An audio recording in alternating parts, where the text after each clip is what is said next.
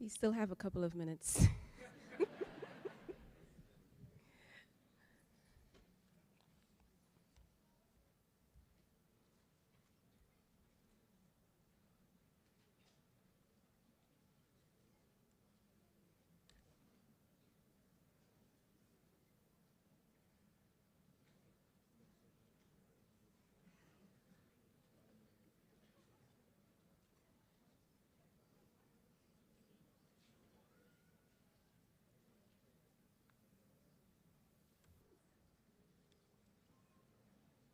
Okay. Seated. And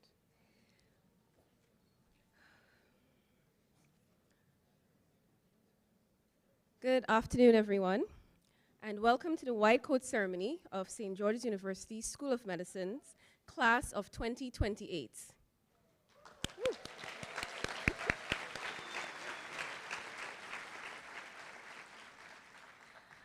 I would like to recognize the presence of Dr. Charles Monica, Chancellor and Mrs. Monica, Dr. Glenn Jacobs, Provost, Dr. Mark Clunes, Senior Associate Dean of Basic Sciences, Dr. Robert Grant, Senior Associate Dean of Clinical Studies, Dr. Michael Keenaghan, our Assistant Dean of Students, Assistant Dean of Students, Academic Advising, Clinical US, and our keynote speaker for today, Dr. Lucy Clunes, Dean of Students, Dr. Brendan Lagrenade, Vice Provost for Institutional Advancement, the Associate and Assistant Deans, Chairs and Heads of Departments within St. George's University School of Medicine, other faculty members, staff, invited guests, parents, and most especially our students.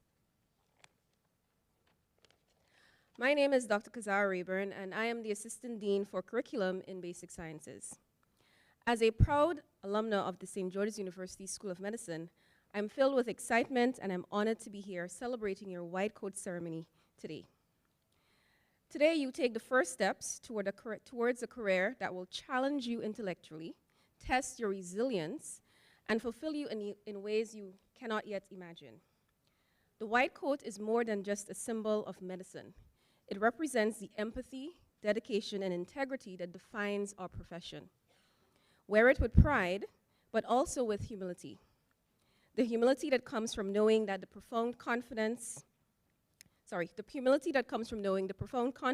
and trust that your patients will eventually have in you one day. So congratulations on this momentous occasion, and welcome to the journey ahead.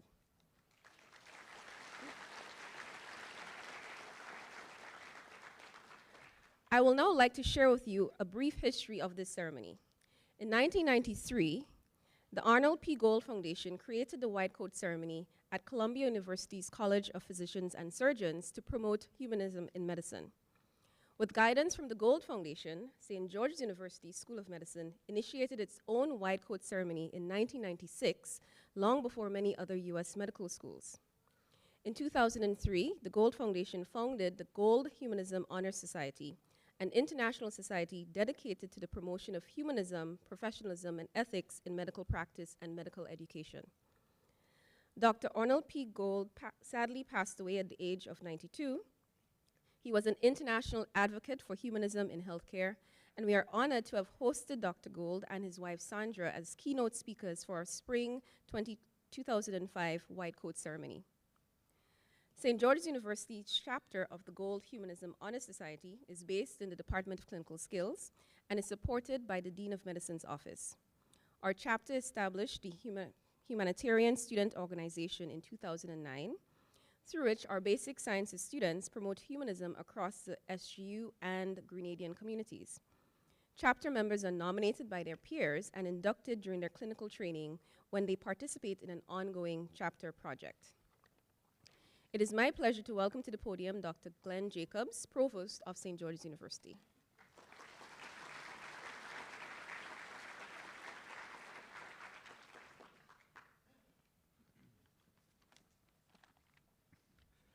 Good afternoon. Let's do that again. Good afternoon.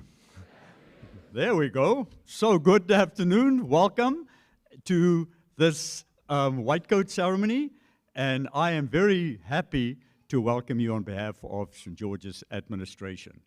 A special word of welcome to all the parents, family, and friends present here today, as well as a special word of welcome to our Chancellor and our Chancellor's wife, Lisa Modica. Very happy to have you here as well. I hope you are enjoying your stay here on the island. We are fortunate that you are visiting us during a very special time here in Grenada. This year, Grenada is celebrating its 50th anniversary of independence. That's a big deal, 50 years. So you might have noticed around the island there's all kind of red, green, and gold colors celebrating this event. And we at SGU are also very happy to celebrate this event with the community of Grenada. Now, there's a lot of parents here and family and loved ones present. And while you're here on the island, I hope you experience some of the traditional dishes on the island. And one of those that you might be aware of is called callaloo soup. Yes, and if you haven't tried that, you'll find it at any restaurant, and I would encourage you to try it. It doesn't look that great, but I promise you it tastes very nice. Students, I'm very happy to welcome you in person. Now, I will not be addressing you that often as a group. The next time I probably speak to you will be during your graduation. Yep, you'll be amazed how quickly that will be. Now, today is a very special day. You will be getting your white coat. Others here today will speak to the meaning of the white coat and what that resembles for you. But during your time here in Grenada and studying, you will have great experiences. But yes, you will also run into challenges and tougher times. And when you do so, I want you to remember this quote. I looked at a quote, and there's actually a very short version of this quote, an abbreviated version of this quote. But this is a quote by Sir Winston Churchill. And he made this quote during 1941. And he actually did it at his alma mater, his school.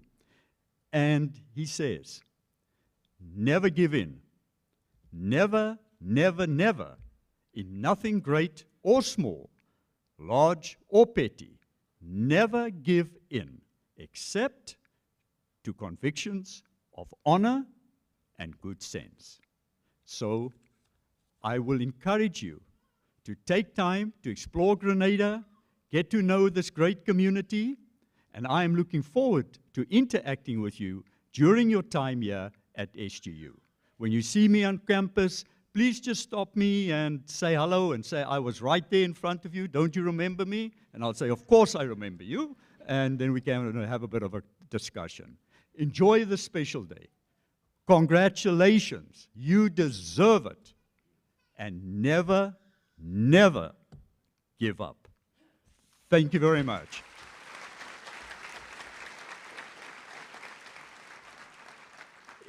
It is now my pleasure to introduce to you Dr. Mark Clunas, Senior Associate Dean, Basic Sciences.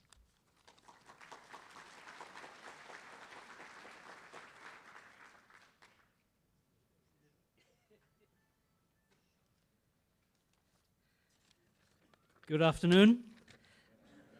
And it's wonderful to see you all here. I get the privilege of introducing the students to our program. So I've met you all before at least once. But I must say, you're looking wonderful this afternoon. You're looking far more put together than the last time I saw you. I want to thank the faculty, the deans of the School of Medicine who are here today, the guests, Dr. Charles Modica, Lisa Modica, who are here supporting you today, and really the students and their families. Families, of course, are such an important part of your journey, but not just the families, the friends, and the extended support system that you have. Now, the mission of St. George's University, you know, we talked about that last time, is to equip you with the skills for the life of a physician. And today is a symbolic gesture. It's an important public commitment to the values and integrities of your profession. Really, more than anything, it's a promise to yourself.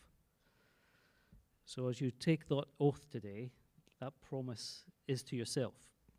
But it's a public promise in front of your peers, the community here at St. George's, and everyone else supporting you on this mission.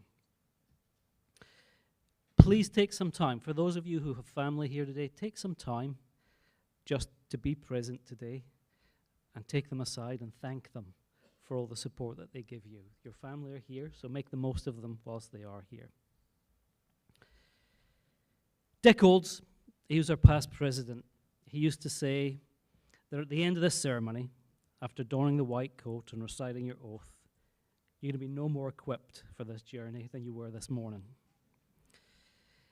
And I agree with him for the most part, because you've got a wealth of knowledge ahead of you that you're going to learn over the next 3 years as you go through basic sciences and then out into your clinical time. But I've always said, and I said it the first day I met you, is there are a whole bunch of skills you can start working on today. And those are interpersonal skills. Those are your attitudes. Those are your professionalism, your identity, what you want to be as a physician. Because the wonderful thing about those is you're 100% in charge of them. The external world has a habit of enforcing itself into our lives occasionally, and we're not in control of those external factors.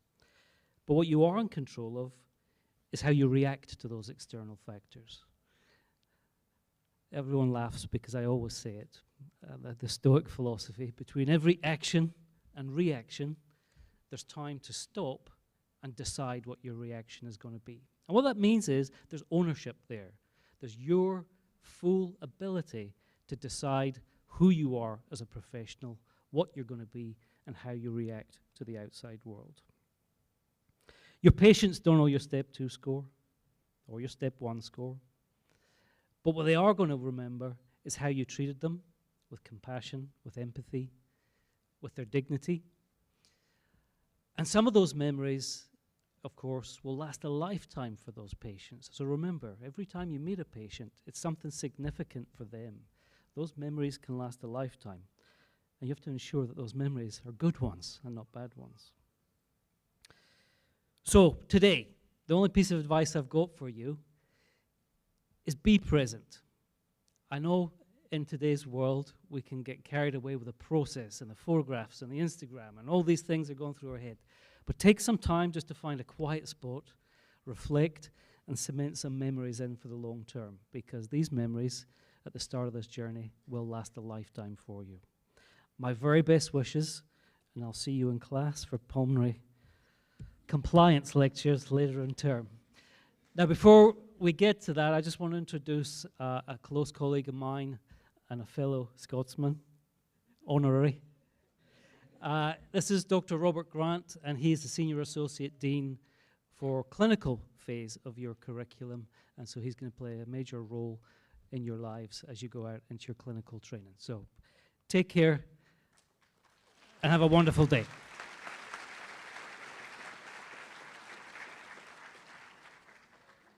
A lot of promotion going on here. I just became an honorary citizen of another country.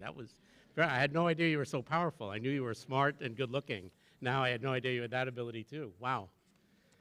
I'm delighted on behalf of all of us involved in the clinical enterprise at St. George's University School of Medicine to add my welcome and greetings. I too would like to extend my appreciation to Chancellor Modica and his wife, to our Provost, Glenn Jacobs, to our Master of Ceremonies, Dr. Kazara Rayburn, to Dr. Clunas, as well as to all of the other assembled members of the leadership team, the deans that are seated here, the faculty who will be doing the coding, staff who helped put this day together. It's just a symbol of what kind of community you can expect here at St. George's University School of Medicine. Just like in the clinical arena, medical education is a team sport. No one of us does it all. We are a well-honed team all here to support you and to help you succeed in your journey towards a successful practice as a clinician. I'm also honored to bring greetings from our dean, Marius Lucas, who is not able to be here today. He's traveling on SGU business. Following through on what Dean Clune said, Marius always talks about the importance of family and parents at his remarks in this ceremony. So with all the electronics available to you, this message for the students: keep in touch with your parents. Your parents are desperate for your success. They want to hear from you. You can't talk to them enough. A text, an Instagram post, FaceTime, WhatsApp, you name it, just let them know how you're doing. If you're doing great, they'll celebrate it, and if you need some extra support, they'll always be the primary source there for you. Here at SGU, we have tremendous resources to support you, but there's nothing like the support from your family and friends to really help you as you face the challenges that are ahead. You heard from Dr. Rayburn about the origin of the white coat ceremony. I was fortunate in my career at Columbia to meet Dr. Gold. Dr. Gold was a diminutive pediatrician. He was about 5 feet tall. His stature, however, did not belie his significance. And you can see today in the white coat ceremony and the gold humanism pins that you're wearing, the impact that he and his spouse have had on making sure that doctors understand that while the science and technology is important, certainly getting down to the patient's level, admittedly easier for him as a pediatrician at 5 feet tall than it is for me, who likes to describe himself as just a little bit shorter than 6 feet, is something that really speaks to the need for us to connect and the power that we have by connecting individually with each of our patients.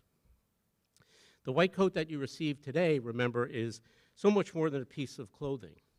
It's a symbol of trust and responsibility and service to your fellow man. It represents the values and ideals that you will shortly commit yourself to. These include altruism, duty, honor, respect, and integrity.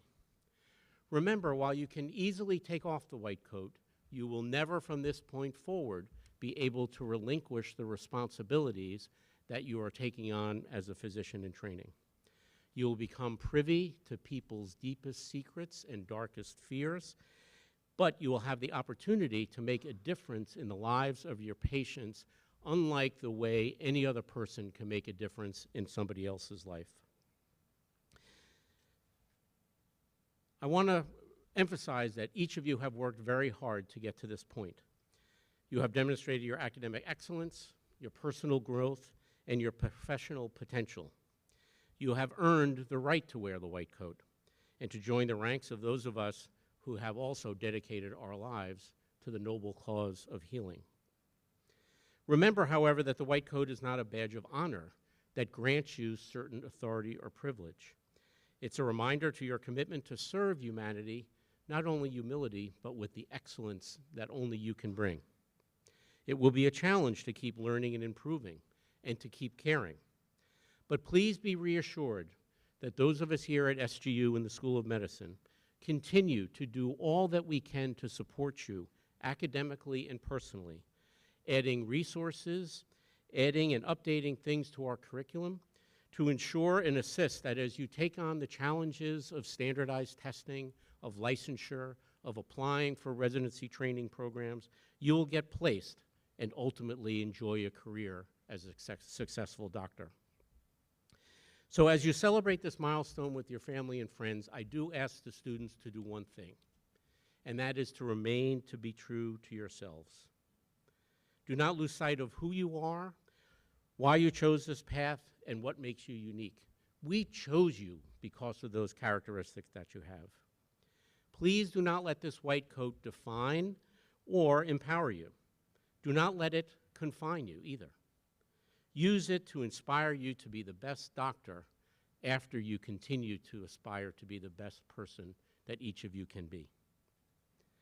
All of us here at St. George's School of Medicine are intensely proud of each and every one of you.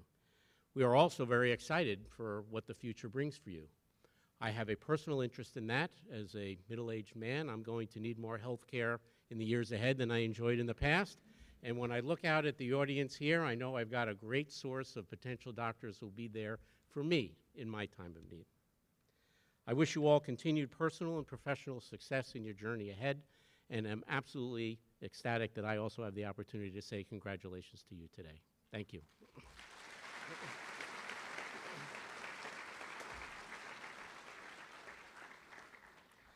It is now my distinct honor and pleasure to introduce our charismatic, esteemed, and beloved Chancellor of St. George's University, Dr. Charles Modica.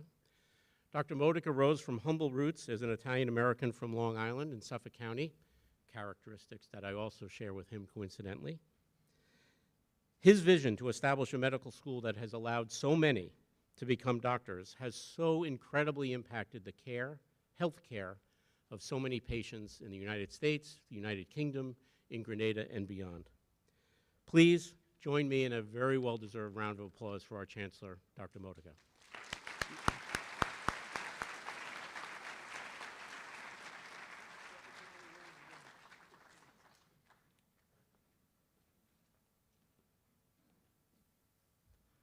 Good afternoon. It's a great honor to be here with you today. I don't get to address students much anymore. In the old days, I was here because this was going wrong and that was going wrong, and that was on a good day.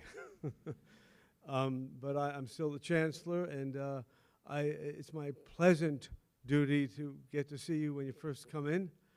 And hopefully, as we get on in years, it's hopefully at my age, I'll be there at graduation with you, and I think I will.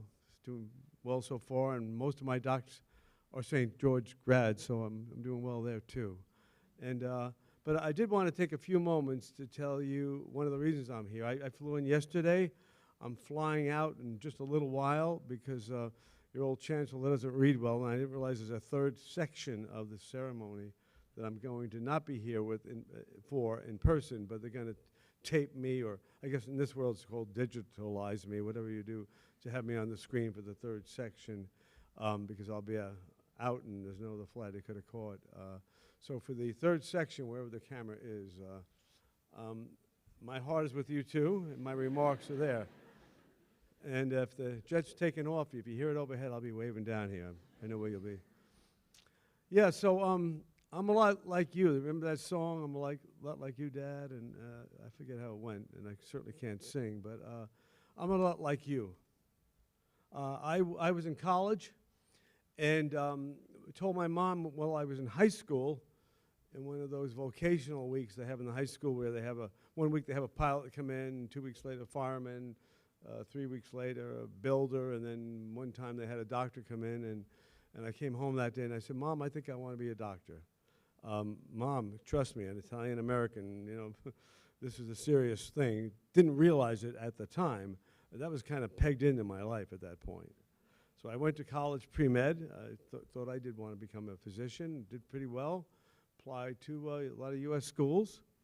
And unfortunately, I was a baby boomer. The baby boom was right after World War II. Everybody kind of left the war and got home and had kids. And it was great, except if you were part of the baby boom, there were a certain number of seats in schools and a lot more applicants those years. So I was right in the middle of that.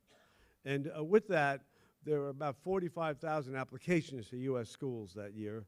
This is 1970, you know, like the dark ages of time, between now and George Washington somewhere, I think. And and there were about 15,000 or less seats, so 2 out of 3 didn't get in. It didn't mean that 2 out of 3 weren't qualified. Trust me. It's 2 out of 3 didn't have enough seats. Sure, out of that 2/3, some weren't qualified, but very few. Nobody bothered to apply unless they knew they had it. So I went off to medical school in Spain and met a lot of other Americans there. We studied there in, let's see, what language? Oh, Spanish, I guess that would be. Yeah. Just made it a little more difficult. And over there, they don't have MCATs in a lot of the in any of the European countries, or similar examinations. So we had what they call selectivo year. Didn't know this when I applied, but basically you have a year to prove yourself, and if it doesn't work out, it didn't work out. So I didn't know that going in, and then I found out getting there, we hope you make it through selectivo. I go like, oh, I thought I was in medical school. Well, yeah, you are, but temporarily. Well, I made it out of selectivo. I was proud, a little surprised. My mother, couldn't believe it when she got the snail mail. In those days, that's all there was, snail mail. And she saw the transcript, and she goes, oh, you're approvato. Yeah, I'm approved to go on. And it was a dramatic thing because while I was in school, I recognized that I don't think I want to be a doctor. So I told my mom that summer after the darn transcript came in, and now that I look back, I wish I hadn't gotten approvato, and said, Mom, I know you're getting ready for me to go back to school, but I don't think I want to be a doctor. She took it pretty well. She cried for about 2 weeks. I mean, literally. Went to Mass every morning instead of just Sunday for those 2 weeks to pray that God should inspire me to change my mind. And the reason I bring that up to you, there's a relevance here. It's not this old guy just wasting your time, hopefully not. The relevance is I went to law school. I have a doctorate in law, never practiced, thank God. My criminal law, I was number 1 in my freshman class, by the way, number 1. And you know why? Because I had gone to medical school in Spain, worked hard, saw how tough that is, passed everything, and you go to law school after that, it's like, all I have to do is read short stories and how they came out. That's what law school is. That's the case method. So, and that's one of the reasons I'm here. I have respect for you because although you're doing it in English, and we have air conditioning now, the first classes, trust me, we didn't have air conditioning, and that was a good thing because the electricity only worked about 1/3 of the time. So now we do have AC all over the campus. The negative side of that is it's about $1 million US a month for the bill, electric bill here, but whatever. It's what we needed to make your life a little easier. A little easier. But my respect for you is I know what you're about to go through. And it's going to be the hard way, but you can do it. If you're here, you can do it. You can become physicians. You can realize your dream. We'll make it a little easier for you, but you've got all the work ahead of you, but you can do it. And that's why I'm proud to be here at these ceremonies talking about what happened in Spain. And by the way, just to finish that off, so you're saying, well, how'd you get here? Went to law school. I wrote a book, just a relatively thin book on how to get into European schools. At the time, they were paying placement agencies large fees to get you in, guaranteed admission. All you needed is a college diploma and a police letter of good conduct, and it was automatic because you had to go through selectivo. And so I wrote a book on how to get into foreign schools without paying an agency fee. And there I am sitting in law school driving my Corvette. Life was good with that book, I'm telling you.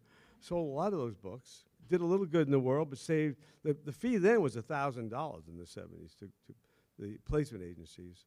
That's a lot of money then and even more now if you can figure that. And so I wrote a book. It was $8.95. It wasn't that thick, which was a lot of money in those days, but it saved you about $992, so it was worth it.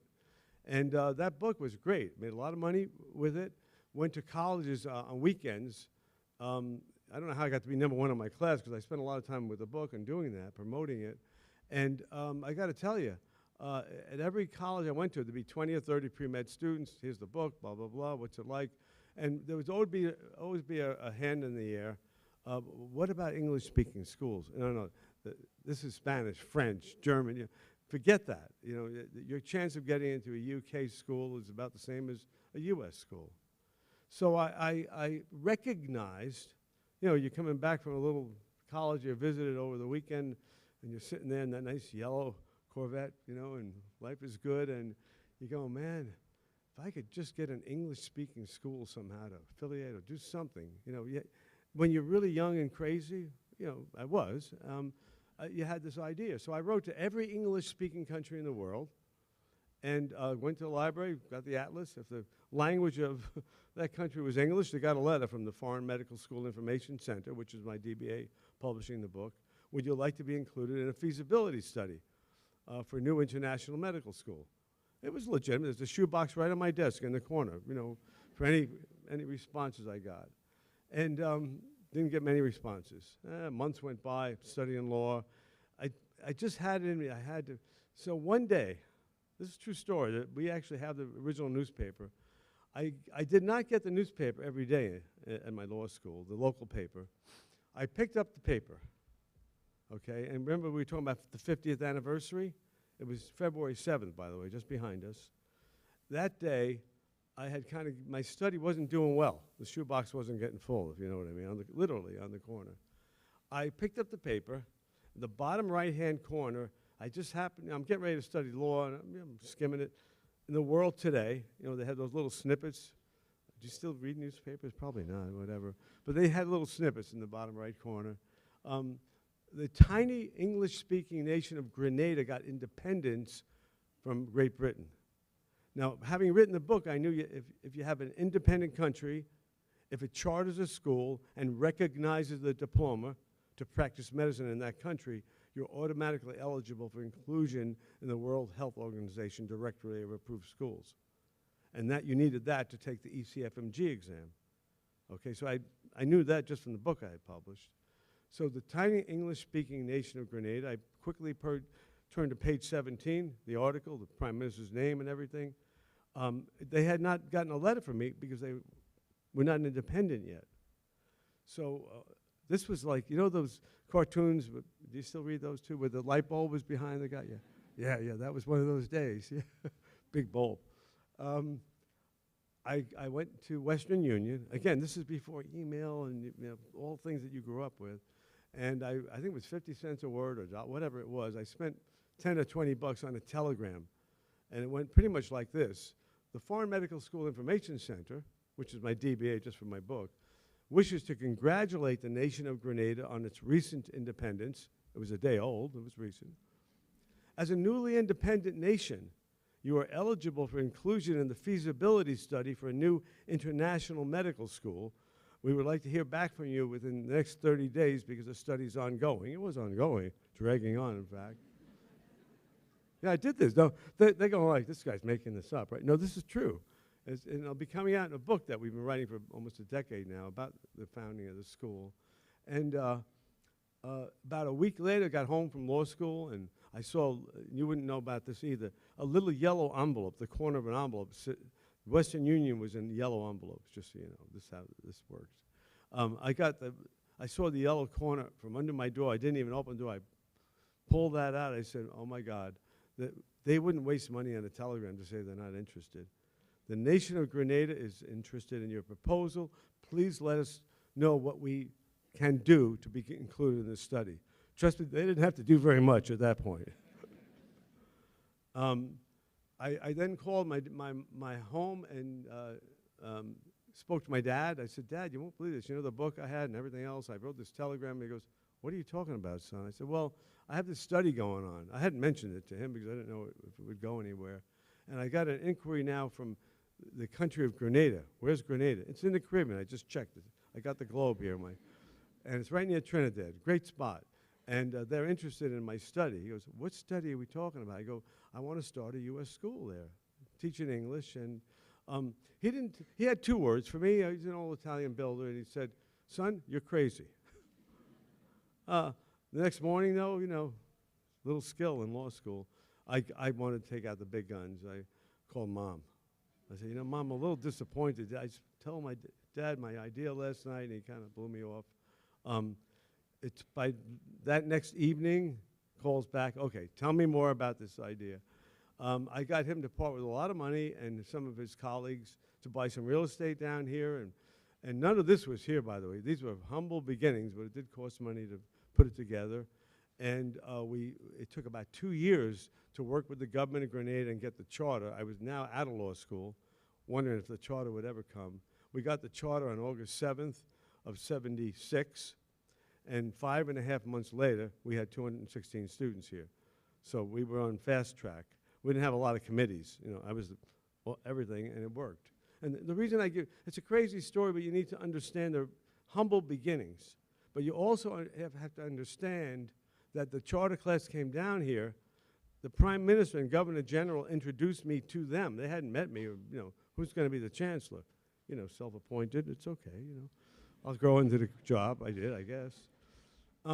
They introduced me. I'll never forget it. There's 216 people that were recruited, interviewed. I had some of my friends do you won't believe the tag team we had, but they were here. And they introduced me in the government house, very formal occasion, and they looked at me with this look like, that guy's going to run this place? He's 2 years older than we are. I was literally 2 years older than the average age of the class. It's funny because luckily I didn't prepare remarks for that occasion. I'm kind of more of an ad-lib speaker, and because if I did, they would have seen the paper shaking as I spoke to them. And but basically, I formed my plan right then and there. I recognized they were horrified. I was surprised at that. I didn't get that, And I told them we can do it together. I went to Spain. We're going to have U.S. textbooks. Stick with this. And I remember some of the things I said. They remember to this day the early classes. I said, I believe with all my heart that you'll double the world pass rate on the exams. But at that time, you took step 1 of the national boards. It was called Part 1 then. And I believe they would double it. 2 years later, and lots of stuff happened in between all that time, but 2 years later, our charter class took the national boards, had the second highest pass rate of a non-U.S. school, of any non-U.S. school in the world 2 years later. A third of them transferred to U.S. schools. There were many openings in those days, and the rest graduated. So that's the humble beginning. And that's because and that's kind of the point of this crazy story, like you, they weren't going to take no for an answer. They didn't have some of the facilities and things that you'll have to make it easier, but they had the same resolve and drive that I hope that you have to make it happen. So it'll be a little easier, but still, they didn't know where they would do clinicals yet. We hadn't set that up. We were the first school to ever have a pre-clinical program here, and a lot of other Caribbean schools followed, never as well in my opinion, but and clinicals in the States. That was the other brainstorm of the idea, which really worked out well for the U.S. hospitals as well as our students, and the U.K. as well. We have hospitals in the U.K. So that's what you have laying ahead of you, and I believe with all my heart that everyone here is capable of doing it, and hopefully in 4 years I'll see you at graduation, tell you how proud of.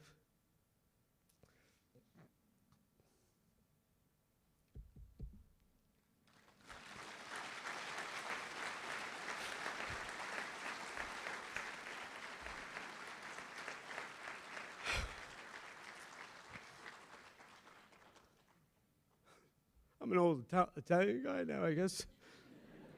Cry too easy. But how proud of you I'll have been, and how proud of you I am now.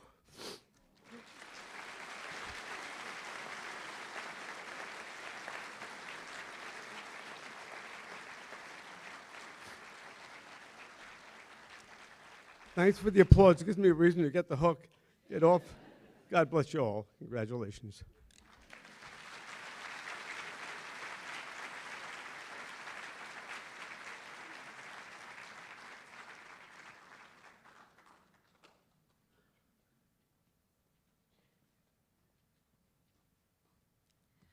Thank you very much, Dr. Monica, and we are all very proud to be faculty, students, and alumna of St. George's University, or alumni of St. George's University.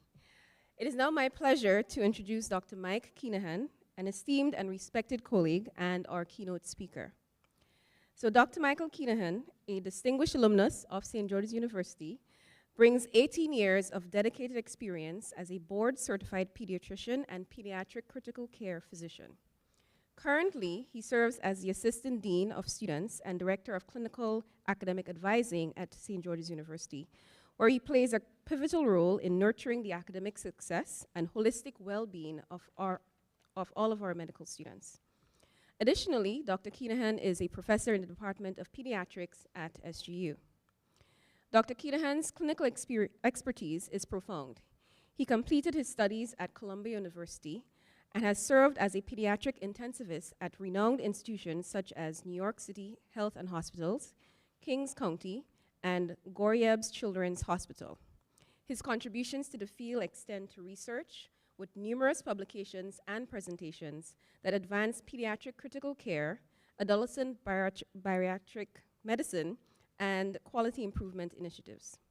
Throughout his career, Dr. Keenaghan has held significant leadership roles, including Associate Chief Academic Officer for Graduate Medical Education and Medical Director of the Adolescent Bariatric Program at Kings County Hospital. He has also been instrumental in developing pediatric simulation labs and critical care protocols, enhancing both medical education and patient care. In addition to his clinical and academic responsibilities, Dr. Keenaghan is deeply committed to mentorship and education. He has restructured pediatric curricula, developed wellness programs, and provided extensive career guidance to both residents and medical students, many of whom are our own medical students here at SGU. His dedication to fostering the next generation of healthcare professionals is evident through his role as a faculty mentor and his involvement in quality assurance and research projects. Please join me in welcoming Dr. Mike Keenaghan to the stage.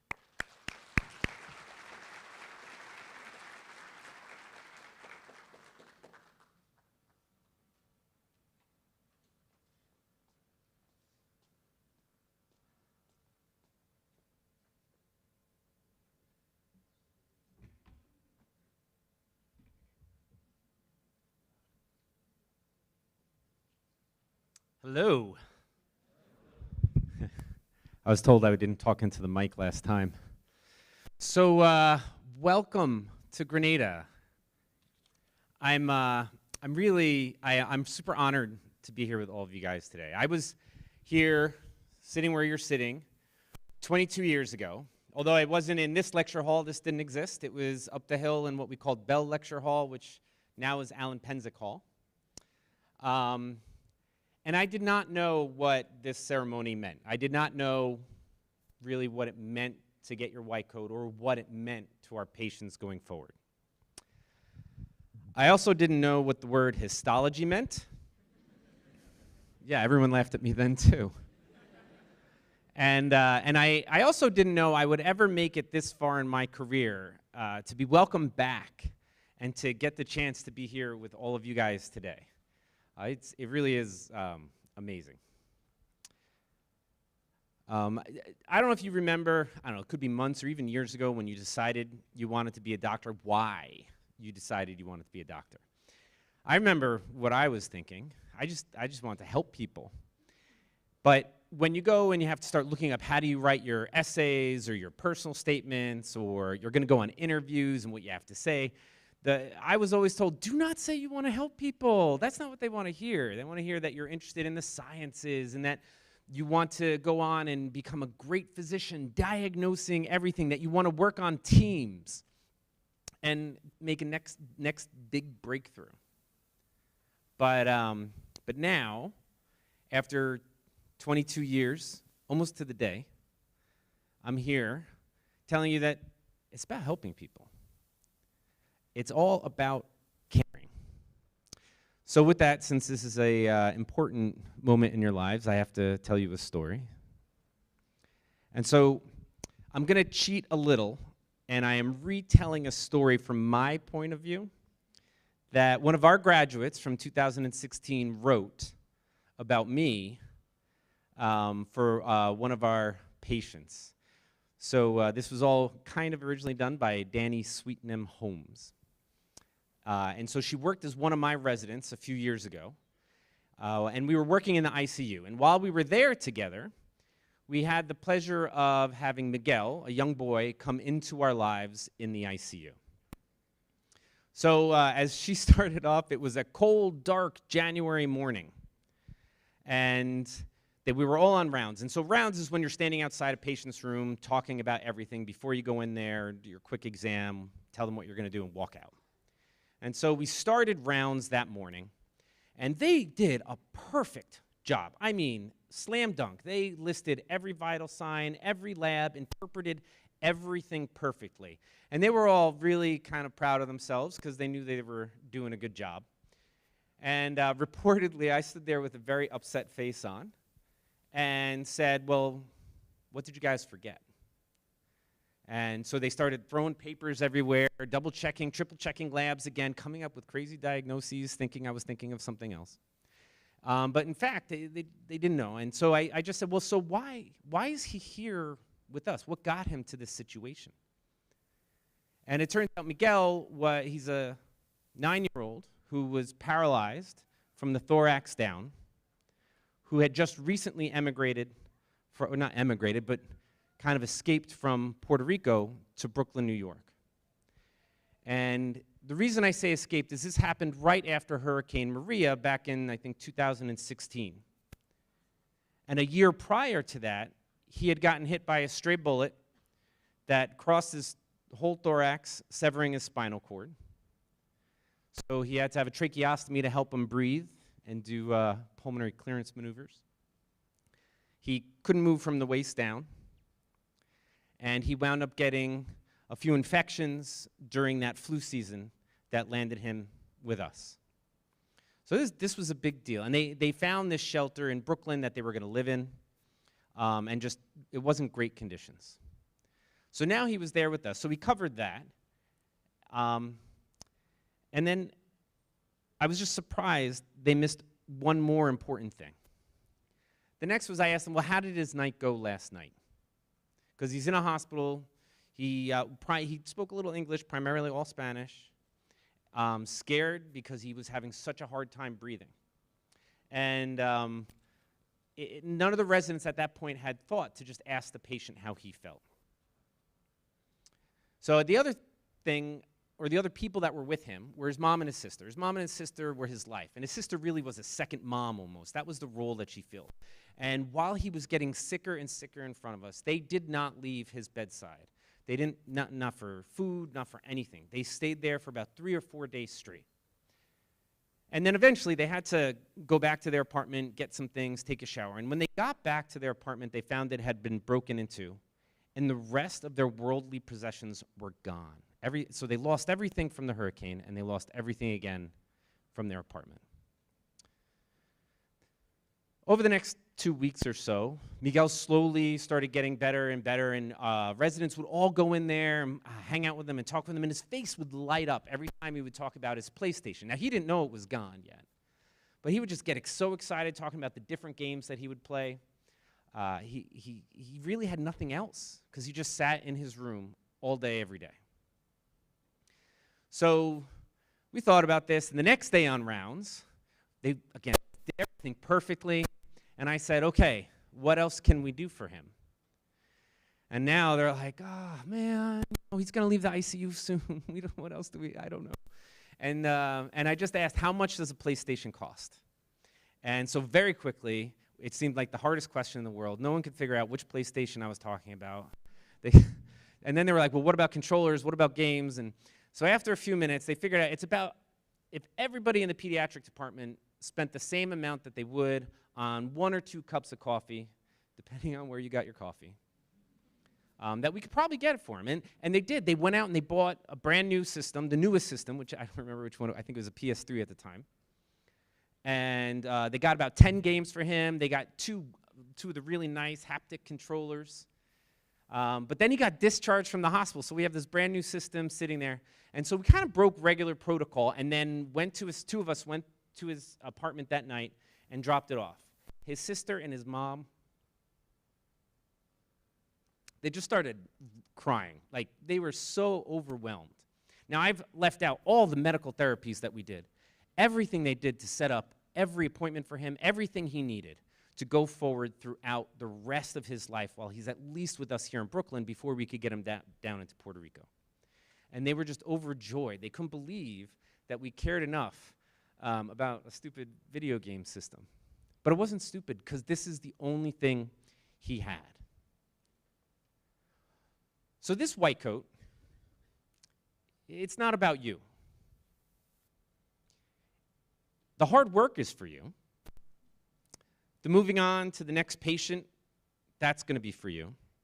And now your job is to learn how to care for your patients. And not just for you, not to feel good that you're healing people, and because that's part of it, but to help those patients heal and be cured and move on and totally forget about you and why they ever had to meet you.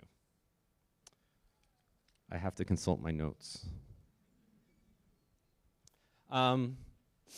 This white coat, or those white coats, those ones aren't about you either. So you're going to learn anatomy, physiology, pharmacology, pathophysiology, infectious disease histology, all over roughly the next 20 months. And then you're going to do it all over again with your patients in the ER, in hospitals, in clinics, in ICUs, all at their bedsides. You're going to learn different types of devices that will help you support them. You're going to learn lots of clinical skills and procedures to help save and improve lives. So when you are explaining maybe a devastating situation to a patient or to a parent, and you say, we've done everything there is to do, that you're not just talking about the medical therapies, but about everything that showed how much you actually care, that you protected your patient's dignity throughout helping him through a very uncomfortable situation be comfortable while at the hospital, teaching the staff to care for him in a way where you have to do some pretty embarrassing things for this young boy that he may not feel comfortable with. That you went out of your way to make sure he had the best home equipment, best tracheostomy care possible, full-time nursing, and scheduled car service to make sure that he's going to be able to get to every single appointment that he needs. That you treated his pain and focused so much on it every day so that he would not have to be lying in bed in pain. That you gave his mom and his sister hope when they felt they really had nothing left. And that you gave them something to believe in again. And that how good people can be.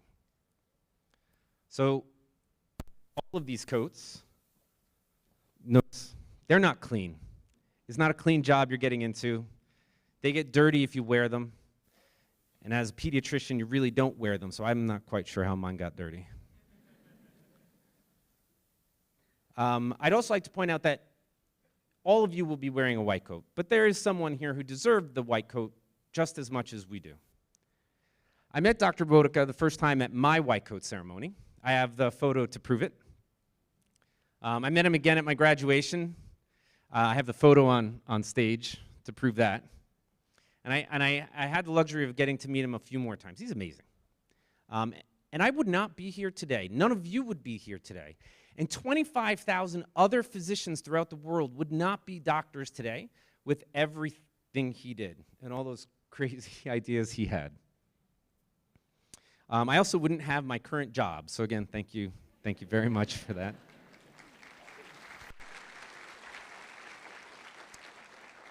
So he doesn't wear a white coat, but he definitely holds up the ideals that this ceremony stands for. And these white coats represent care. Caring for your patient, caring for your patient's families, and caring for your colleagues. There's going to be a lot of sacrifices that you're going to have to go through throughout your lives to represent this white coat. You're going to miss holidays, you're going to miss events, you're going to miss parties.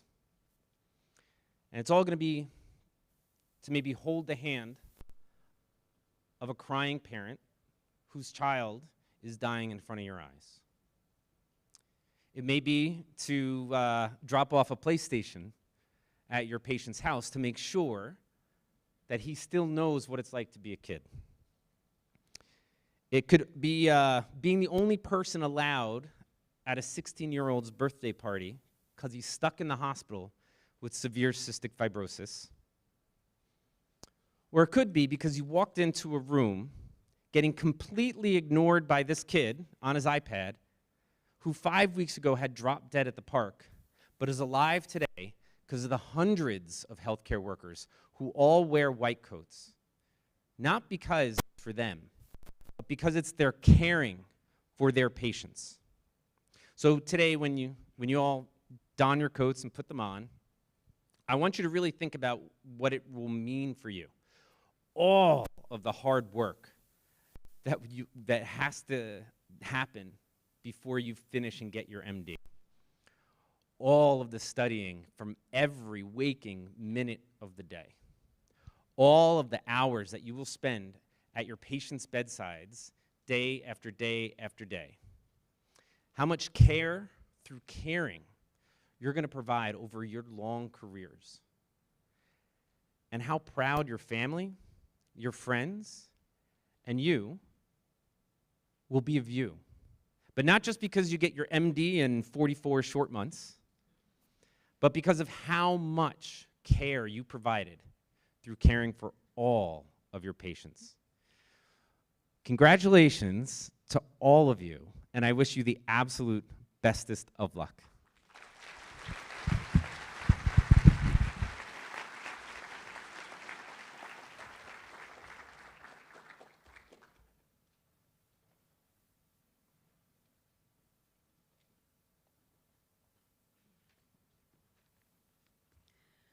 Thank you, Dr. Keenaghan, for those inspiring words for our aspiring and hopefully caring physicians. St. George's University School of Medicine will now present you with a white coat symbolizing your entry into the profession and your commitment to uphold the duties and trust associated with medicine and medical training.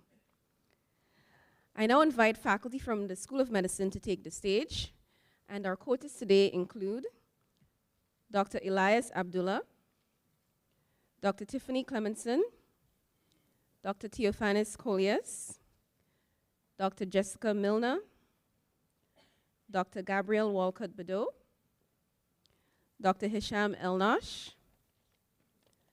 Dr. Batavatsalam Petta, and Dr. Crystal Johnson.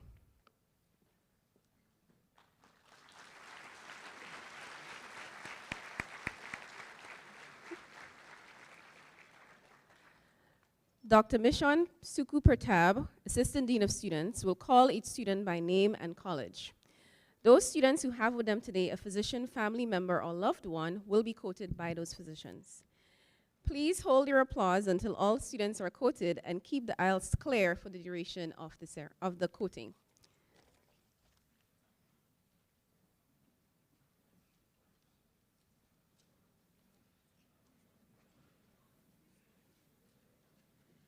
I will now call on the students from Galen College to be quoted. Alex Fung.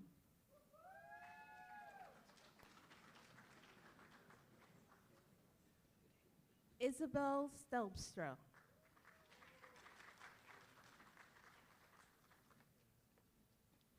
Muhammad Haris Majid. Jordan Hickey.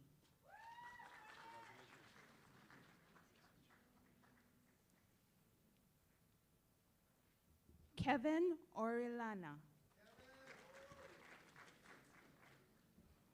Christina Charmont. Nakia Hamilton.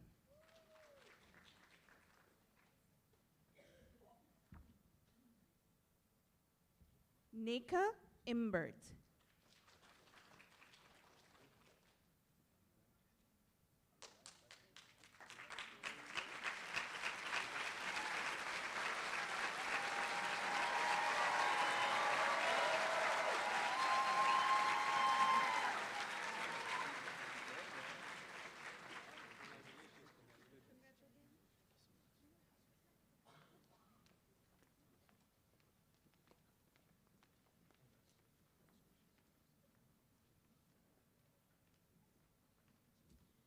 Mariora Morocho.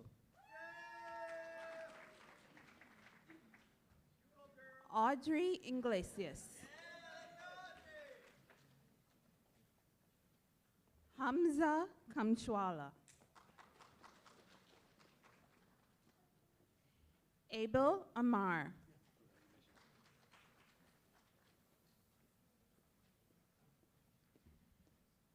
Iskila Sevilla Camoran.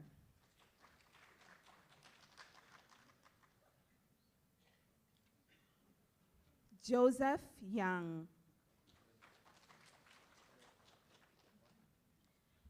Michael Conley.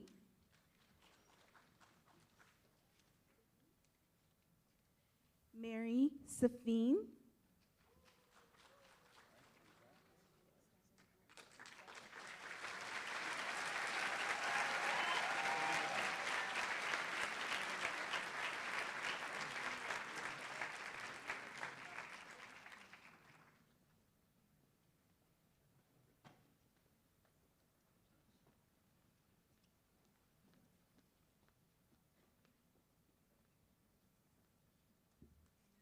Amanda Nankishore.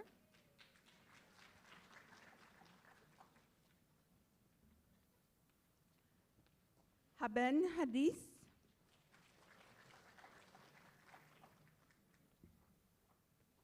Joseph Dorgan Jr.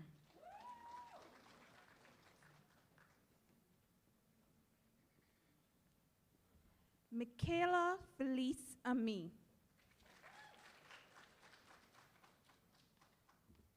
Ramonica Radway.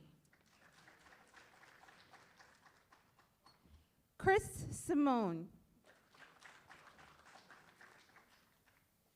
Bruce Bolio. Anthony Garbe.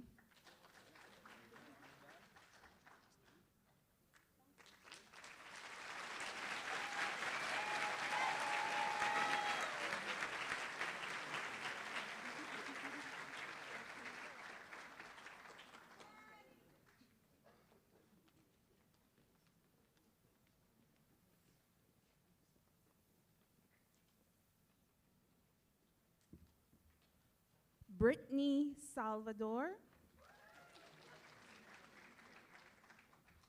Gonzalez Ari. Amanda Da Costa.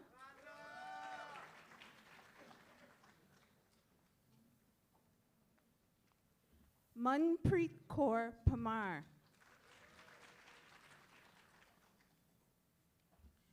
Ganganpreet Sogi. Taylor Mua.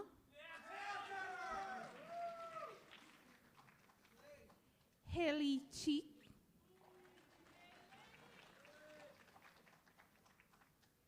Abigail Bolks.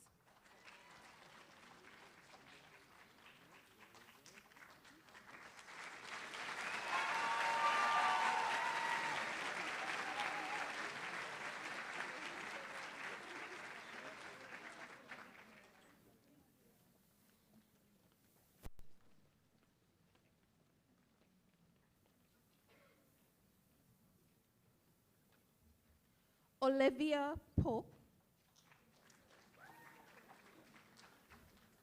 Eric Watiri.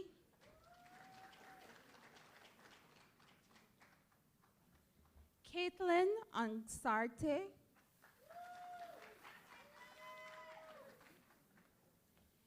Sharon Batanka.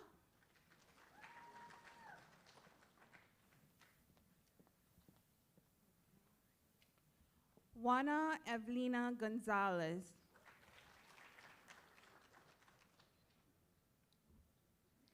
Kirsten Sabaris. Sharon Kaur. Kennedy Minter.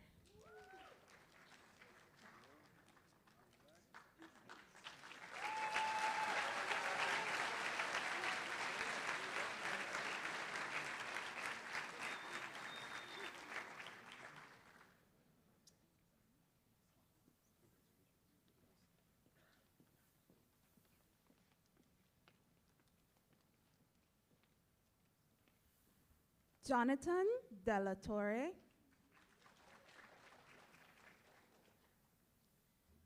Vanessa Saldi.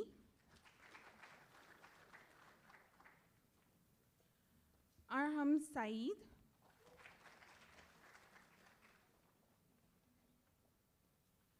Tracy Wen.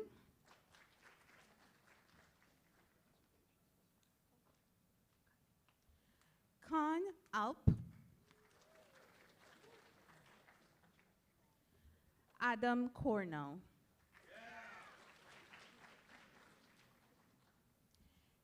Hector Madrigal,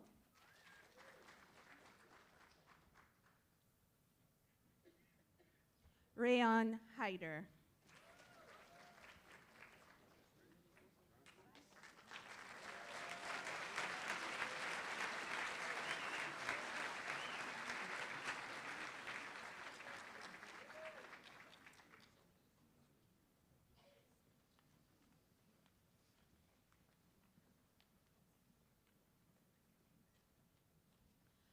Jonathan Occupanti.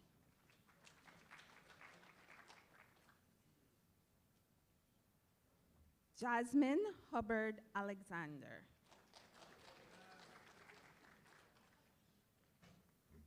Kimberly Julian.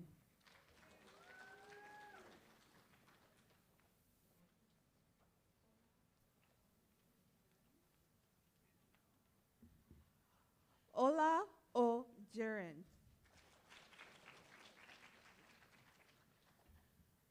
Carol Tamer.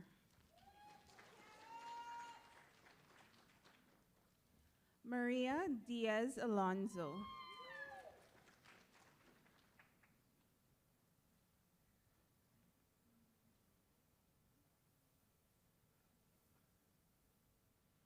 Bam Sebam Walang. Haley Blissett.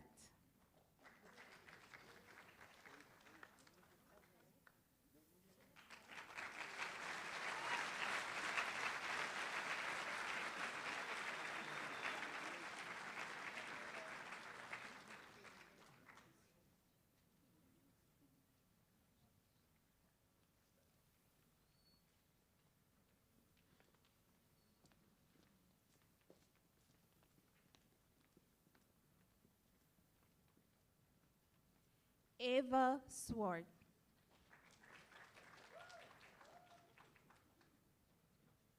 Lily Weinstein. Jamie Graff. Sydney Wood. Gianna Schwartz. Silvana Hanna. Ana Mendoza.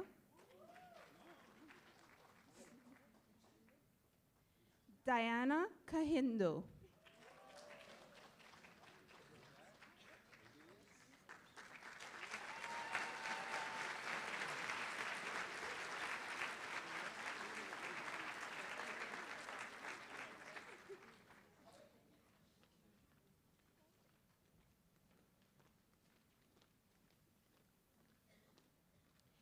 Kia Patel.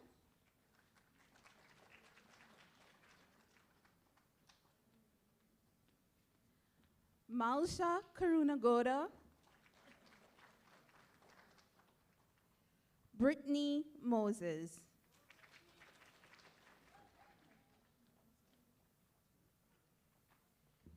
Louise Ajay.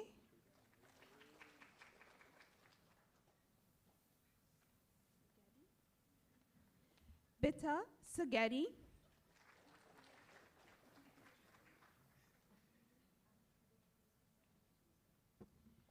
Ali Abdoli Zadeh.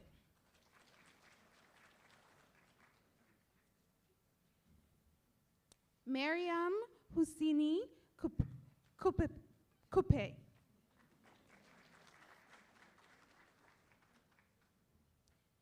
Tiffany Ramlalakan.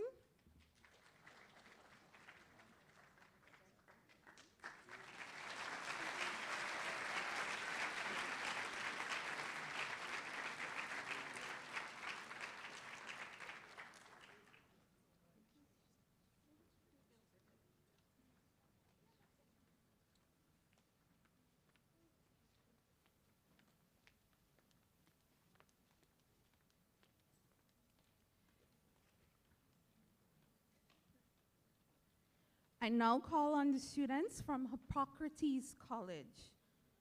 Irushi Modlage.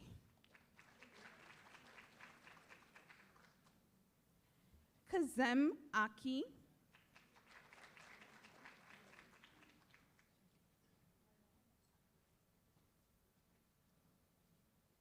Malak Mahmoud Alaghani, Winifred Stevens, Imani Ogalalo, Simran Chokar,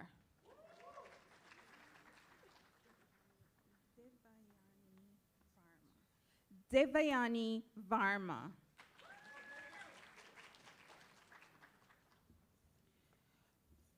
Shure Egun,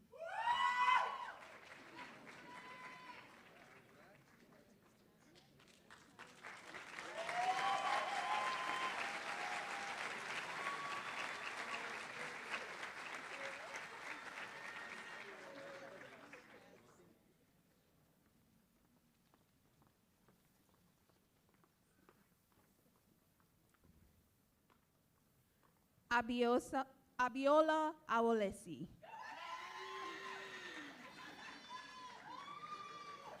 Michaela Hobson, Samanika Williams,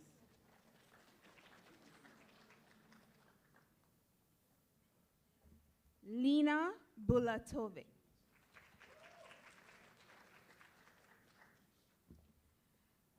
Waleed Elakari, Marjanelle Garcia,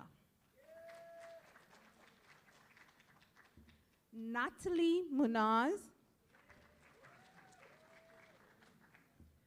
Robert Beam III,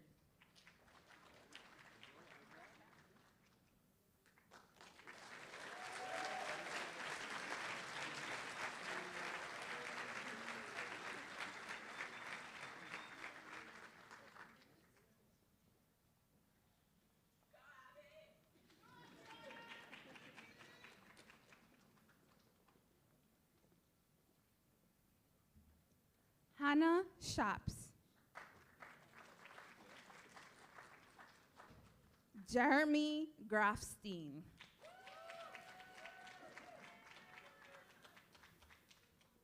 Mamet Adimi,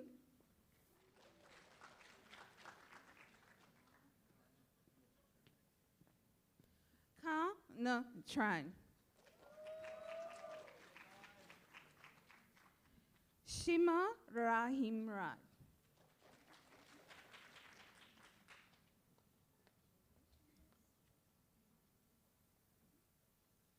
Manjot Kaur Benning,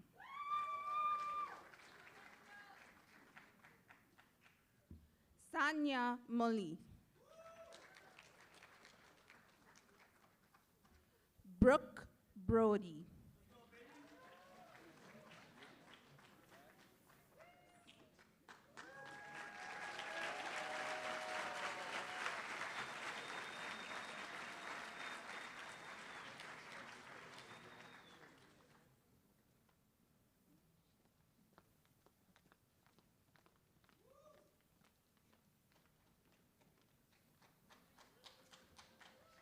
Giovanna Gessner Kanali,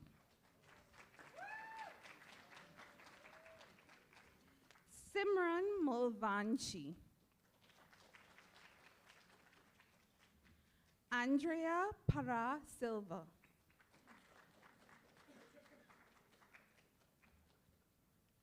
Kevin Dre,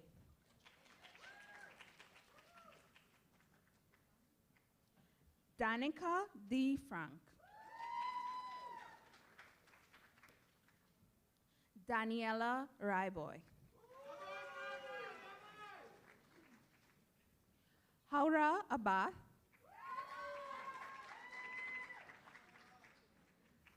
Ali Faraj,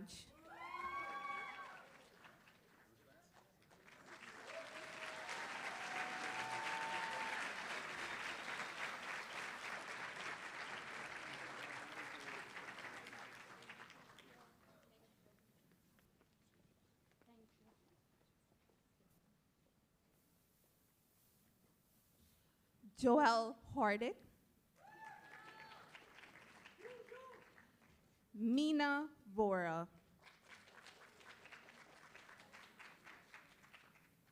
Elma Petro, John Patterson, Kaylee Duggan, Gregory Brinton,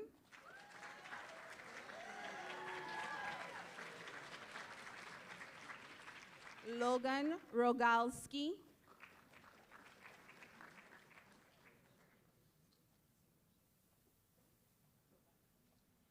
Ahmad Sovai,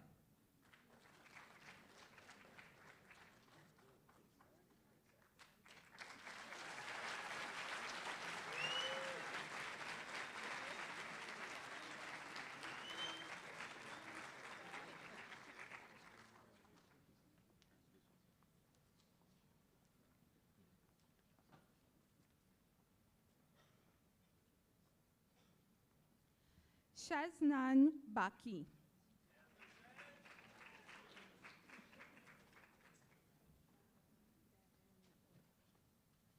Devin Oja,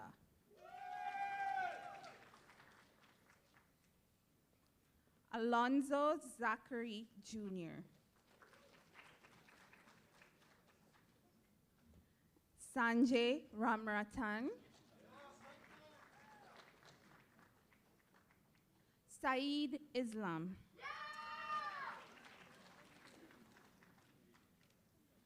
Maria De Leon Rodriguez,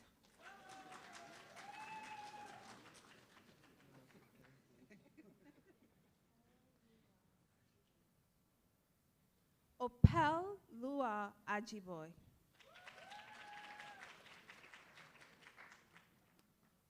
Casey Overfield,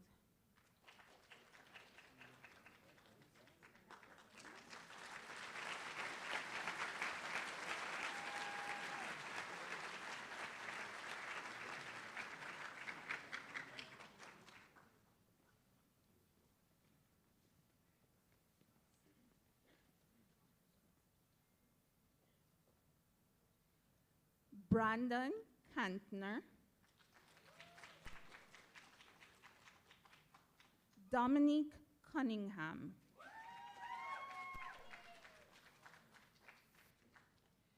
Karamveer Singh,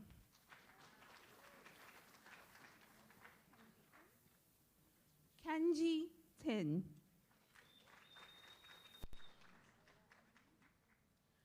Tyler Asan, Nikolai Devadan,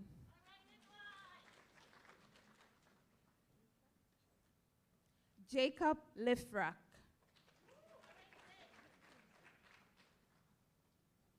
I now announce the students of Mackindo College. Reina Ibrahim,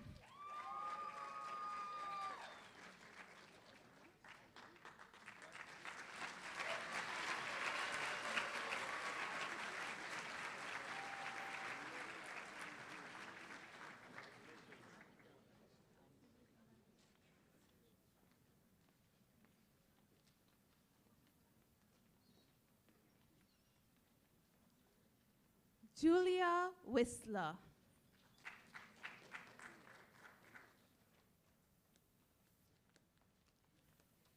Ellie Sancho,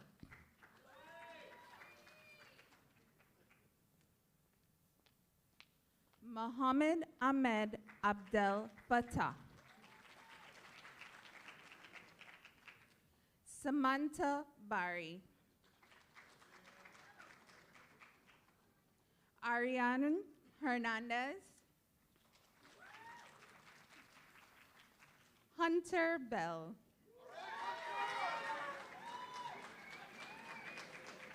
Allison Shim,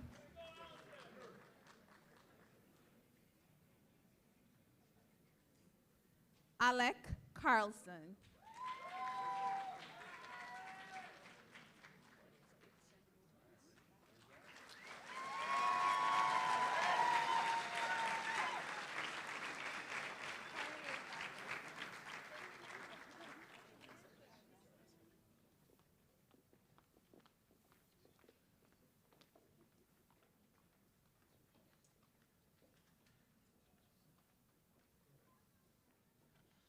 Jorge Vargas.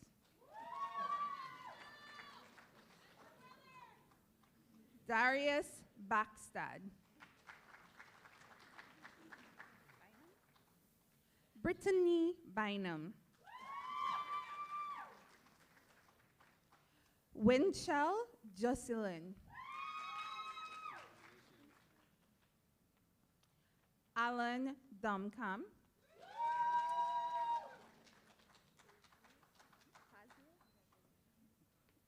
Zoe Fazio. Catherine Cangelosi.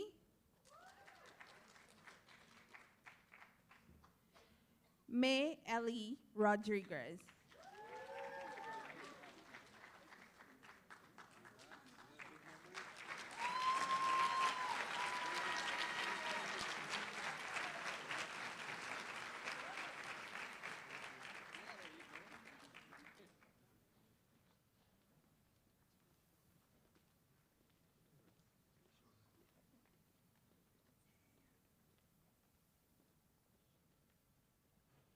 Gabriela Castillo.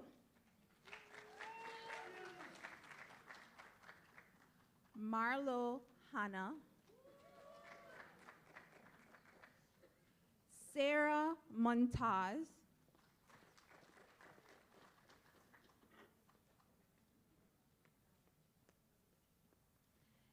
Ngazi Nawachukwu.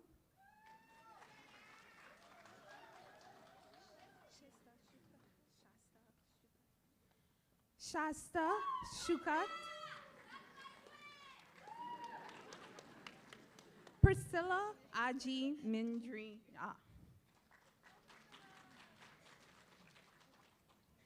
Aliyah Rahman. Keisha Mayer.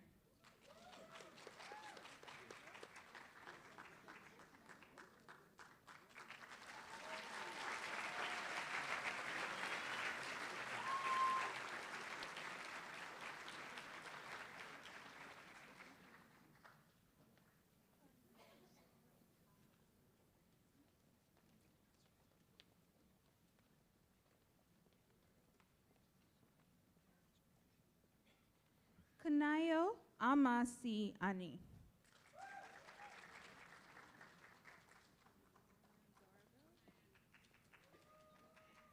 Jordiana Amelia Dorville. Tyler Emerson.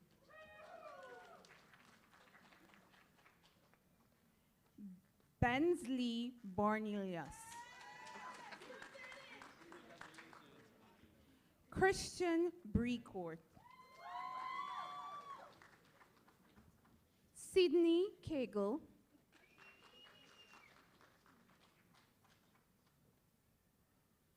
Naomi McCardo. Shireen Nauraz.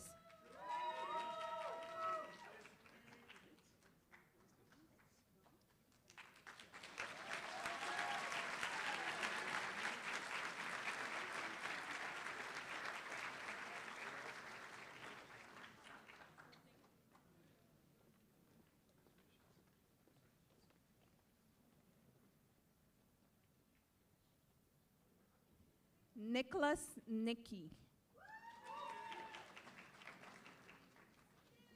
Miriam Soaz. Jana Shell Gabriel.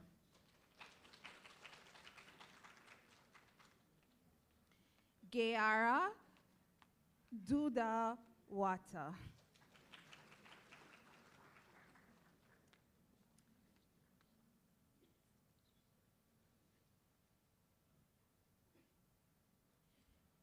Carlos Medhat Nasheed.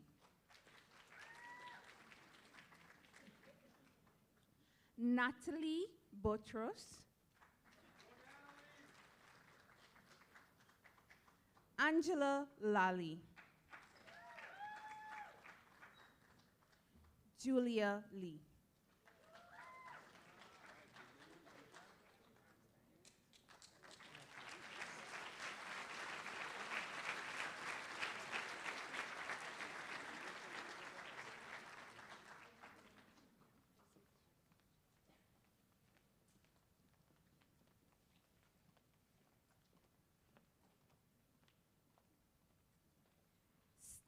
Stacy Dezine, Danielle Wooten,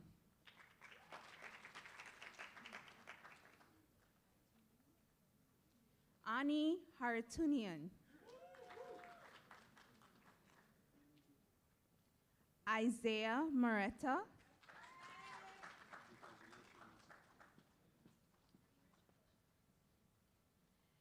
Kinza Pervez,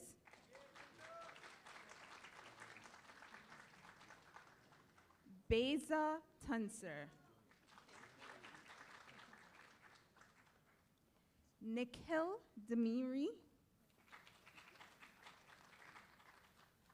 Logan Anderson.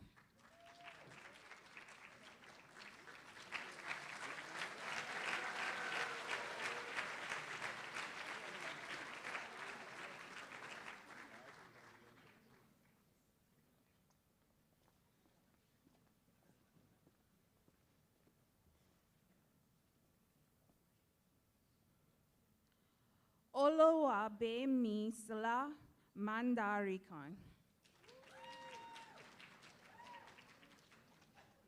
Ariana Luciano.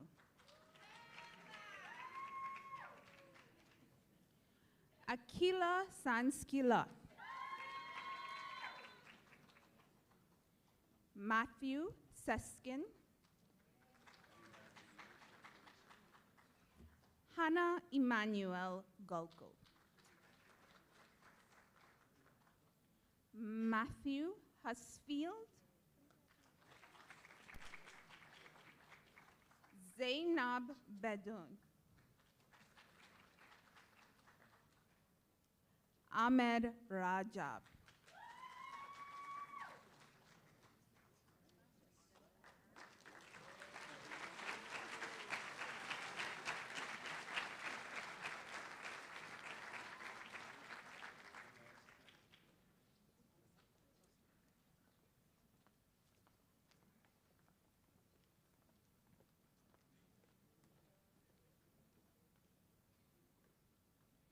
Aiden Hankala. Hayden Subil.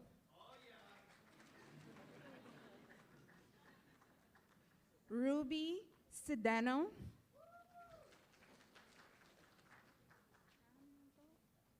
Trang Vo.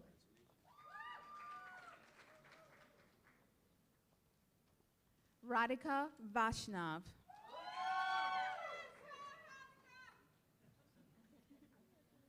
Ali Mirazazade. Ashita Sharma. Emma Uderman.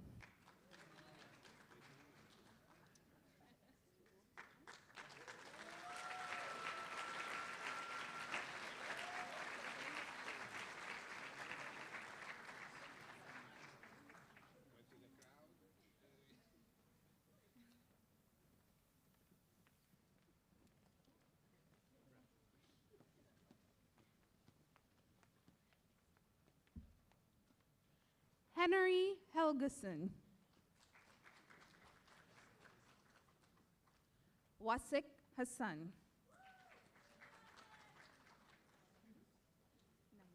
Wala Naeem.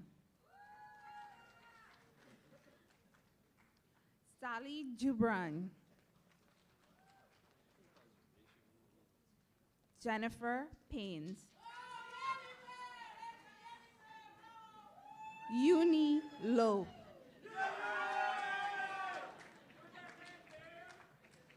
Nareen Sadiq.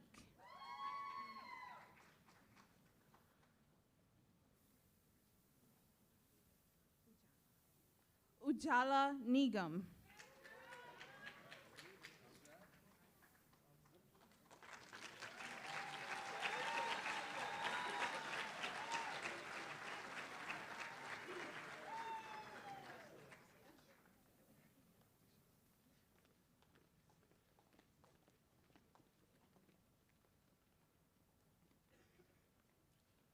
Akshat Mehta.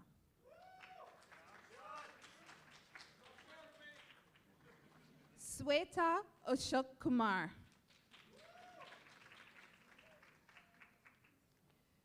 Zuhair Ali.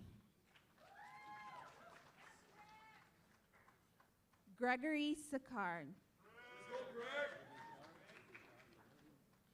Nelson Franklin Kaji. Kun Patel.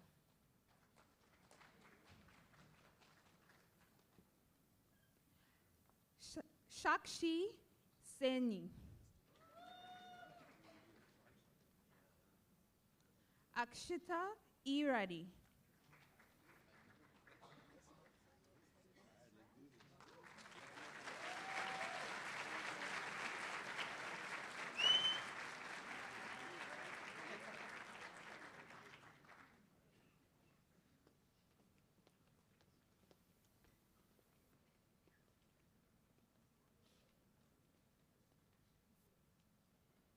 Fechi Wadali. Sabrina Naransamy.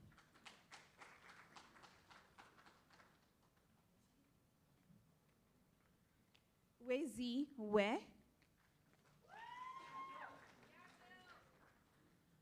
Hunter Medley.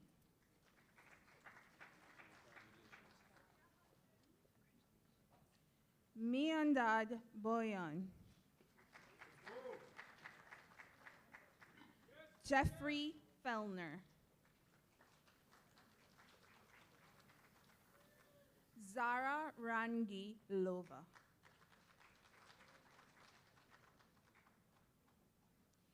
Dina Bahadur.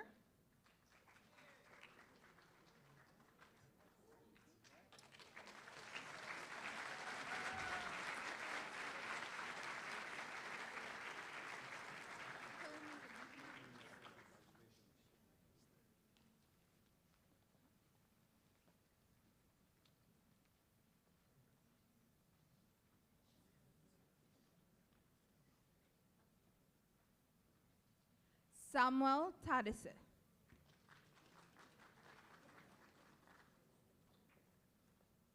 Laszlo Green.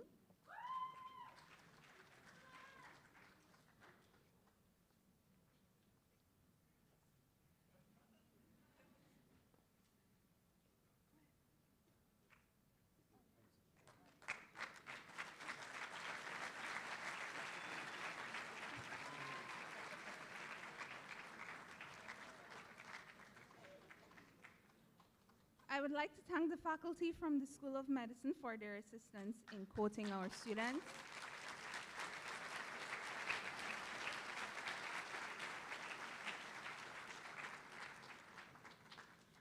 I will now like to call on the students who will be quoted by their designees.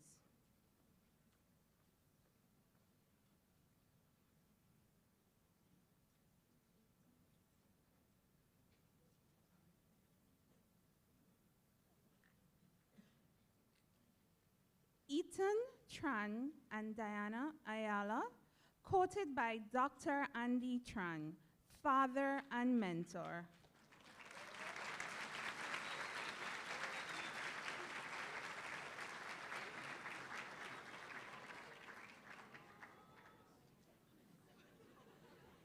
Keenaghan Norris, quoted by Dr. Elaine Tim, mentor. Dr.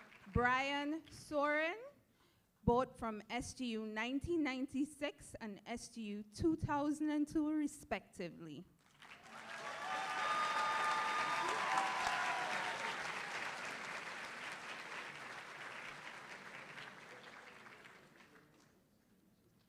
Sabina Gregorian, quoted by Dr. Arthur Gregorian, father.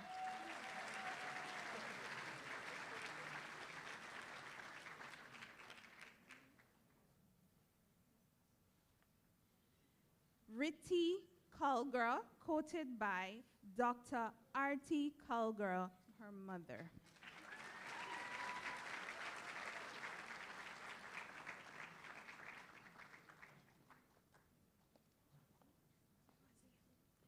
Fatima Jasmine Asif, quoted by Dr. Fazia Asif, her mother.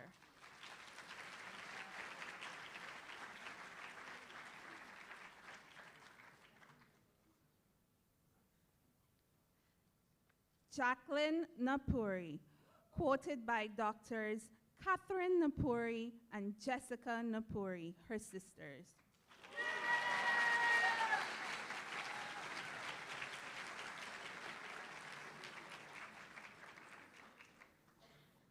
Nashra Ahmed, quoted by Dr. Zahir Ahmed, father.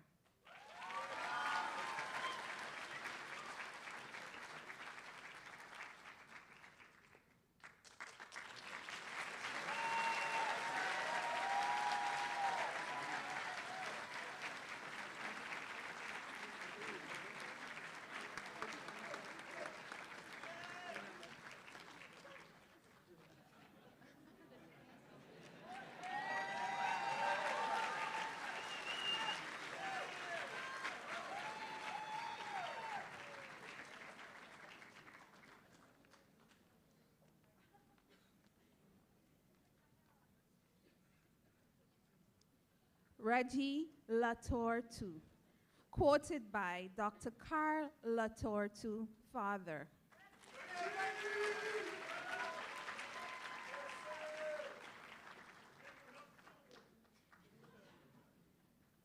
Fahad Ashraf, quoted by Dr. Muhammad Ashraf, father.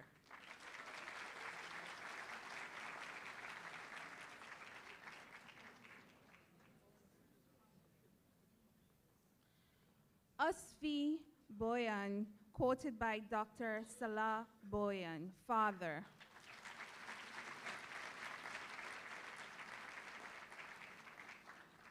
Qasim Khan, quoted by Dr. Ayub Ali Khan, father.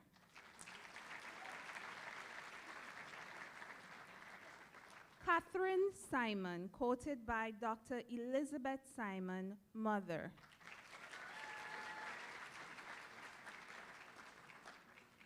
Christine Obert Hong, quoted by Dr. John Obert Hong, father.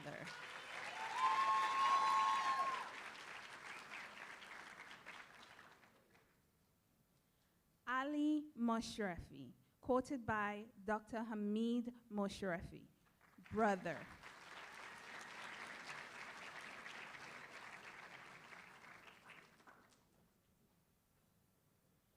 Daniela DeFelice, quoted by Dr. Andrea Chin, mother.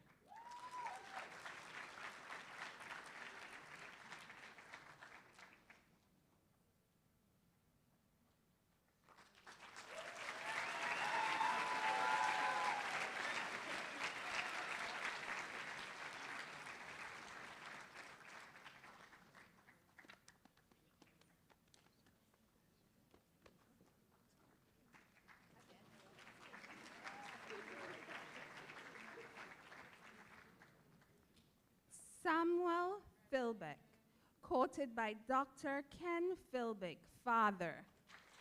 And badass.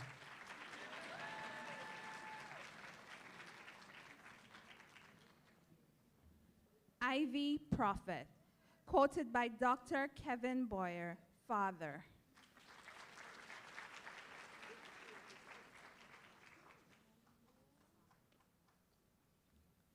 Victoria Dowling, quoted by Dr. Marjorie Mumbalore, mother.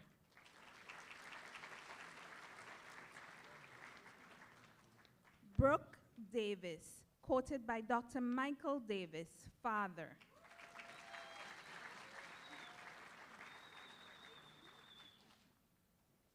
Angela Vaisman, quoted by Dr. Tatiana Vaisman, mother.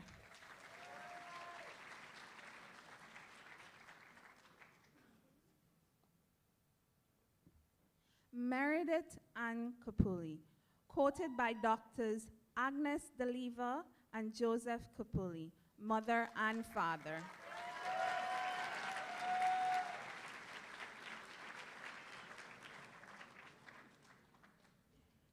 Ethan Abelowitz, quoted by Dr. Stephen Abelowitz, father.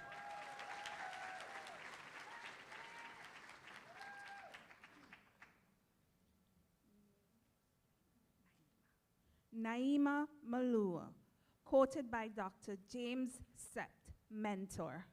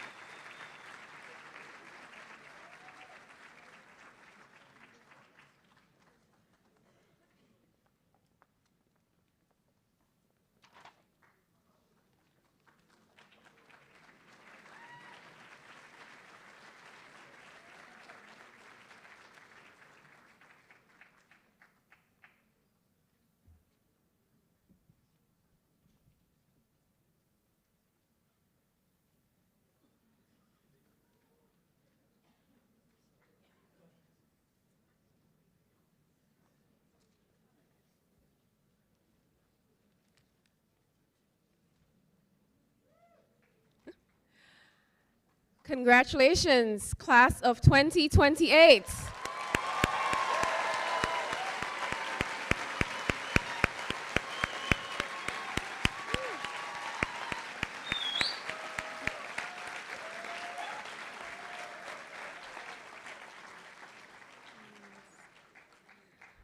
I would now like to introduce Dr. Anna Cyrus Murden, Assistant Dean for Simulation and a proud SOM alumna, to lead you in the professional commitment.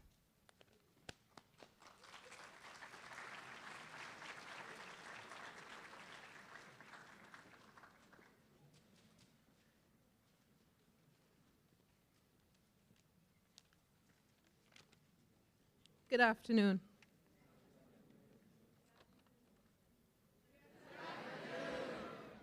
You just got your white coats.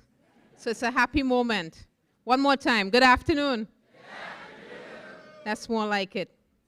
So let me take a minute to appreciate you in your white coats. You look lovely. How does it feel? Let them know. So at this time, I would like to invite the class of 2028 to stand and recite aloud with me the professional commitment which is listed in your program. I'd also like to invite all the physicians in the room to also stand and join us. I'd like to share with you that the professional commitment was written by a student task force in 1999 and has been recited at each of our School of Medicine white coat ceremonies. You guys ready? All right. Today is the beginning of my medical education and training as a physician. I acknowledge my responsibility to continue the pursuit of knowledge and understanding until that day when I will cease to be a practicing physician.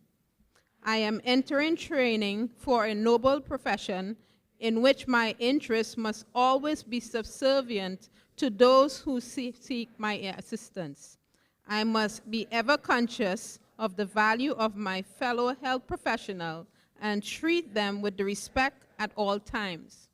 My classmates at St. George's University are now my colleagues, and I owe to them the same support and encouragement to achieve their goals as I hope to receive from them. I will work alongside my colleagues and professors with tolerance, compassion, and honesty.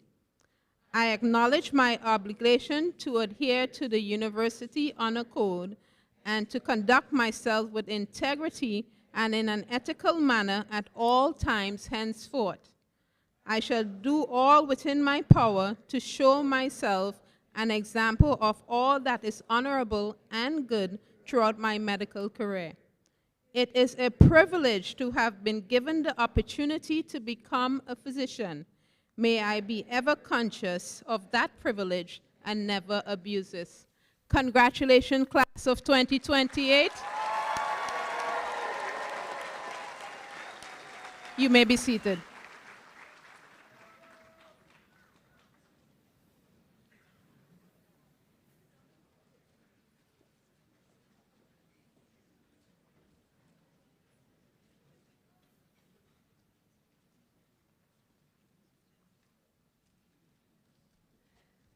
On behalf of St. George's University, I would like to thank the Arnold Gold Foundation for the Humanism in Medicine pins that's placed on each student's white coat. Thank you, students, families, faculty, staff, administration, and specially invited guests for your support and your presence at this ceremony. We ask that you please remain seated and keep the aisles clear until our faculty and students have exited as directed by the ushers, and to join us for a liquid reception in the open area of Monica Hall, or light reception in the open area of Monica Hall. Okay.